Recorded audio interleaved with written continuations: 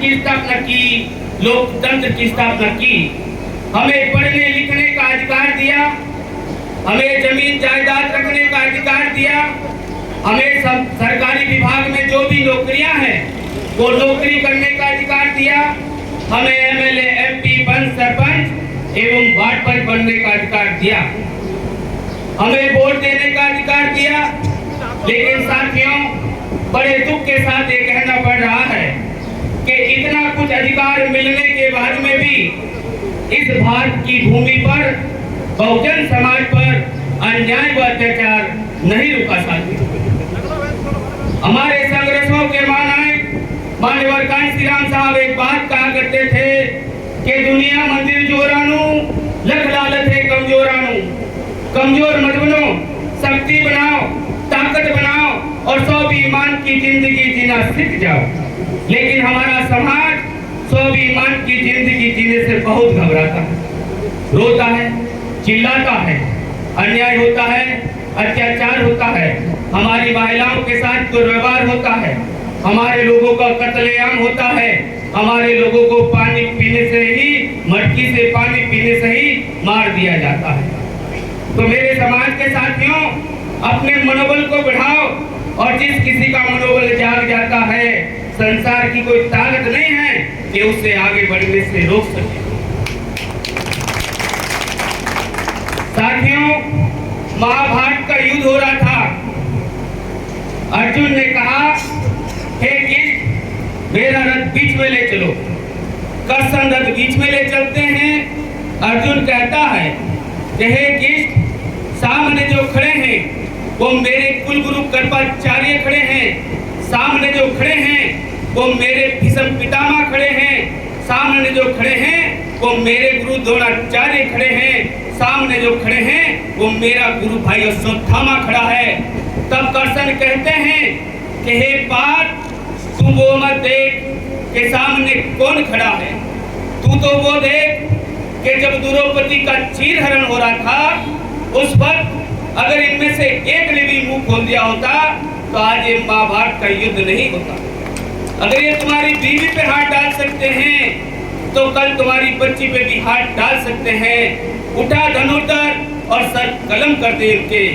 ठीक उसी प्रकार राजस्थान में 2023 का इलेक्शन आएगा।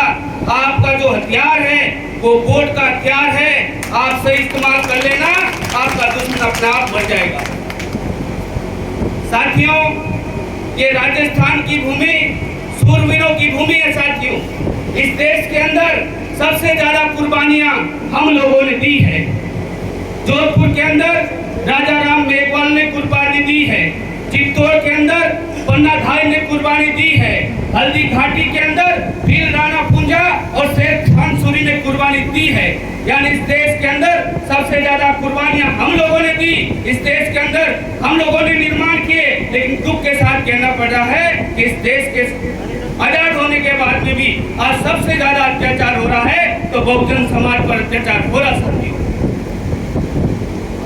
साथियों, जब परम पूज्य बाबा साहब भीमराव अंबेडकर लंदन से शिक्षा प्राप्त करके भारत आ रहे थे तो लंदन की सरकार ने कहा, बाबा साहब आप भारत मत जाइए, आप यहीं रुक जाइए, आपको जो चाहिए, आपको कौन सी नौकरी चाहिए, आप चाहे तो इस लंदन के इस ब्रिटिश गवर्नमेंट के प्रेसिडेंट तक हम आपको बना सकते हैं।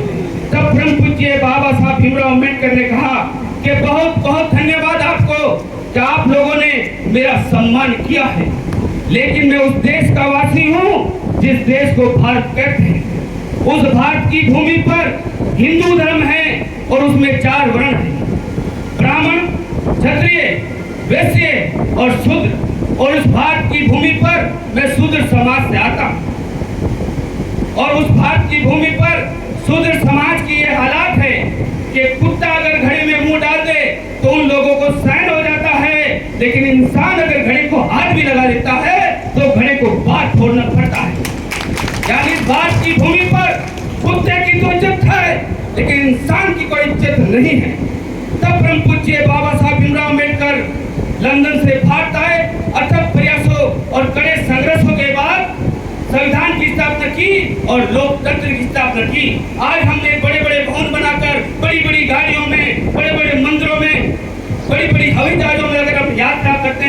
तो ये किसी की देन नहीं है, ये हमारे परम पूज्य बाबा साहब भीमराव अम्बेडकर की देन है।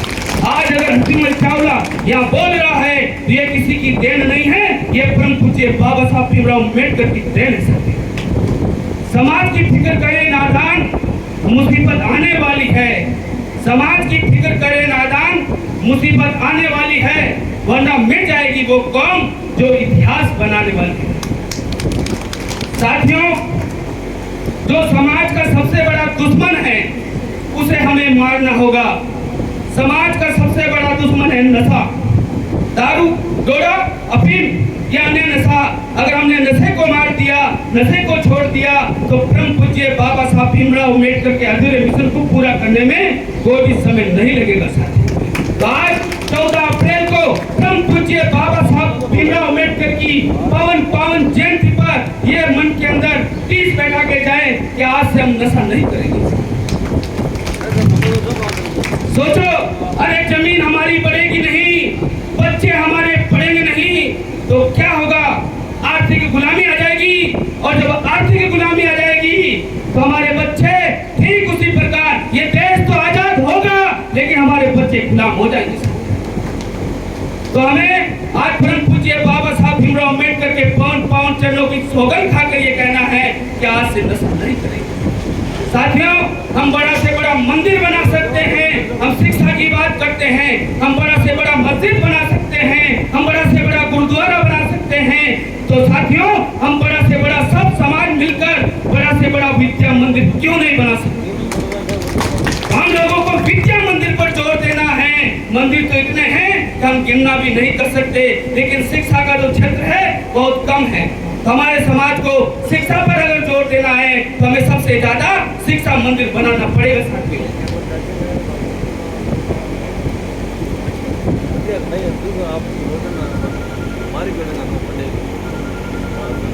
जो आप लोगों ने हमें मान सम्मान दिया है उसके लिए मैं बहुत बहुत आपका आभारी हूँ। इन्हीं अल्फाजों के साथ मैं अपनी वाणी को विराम देता हूँ। जय भीम।